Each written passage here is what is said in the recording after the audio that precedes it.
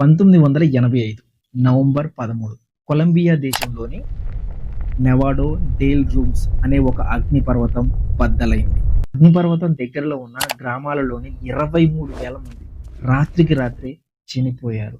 ఈ విషాద గాథలో 13 ఏళ్ల ఒమైరా సాంచేజ్ గర్జోన్ 13 ఏళ్ల ఒమైరా తన ఇంట్లో కుటుంబంతో ఉండగా అగ్నిపర్వతం నుంచి వచ్చిన భారీ మట్టి ప్రవాహం వల్ల తన ఇల్లు కూలిపోయింది.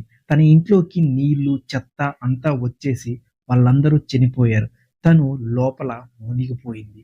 నీరు, మట్టి, చెక్క ముక్కల వల్ల తన నడుము కింది భాగం మునిగిపోయింది. కేవలం నడుము భాగం పై వరకు మాత్రమే తను కనపడుతుంది.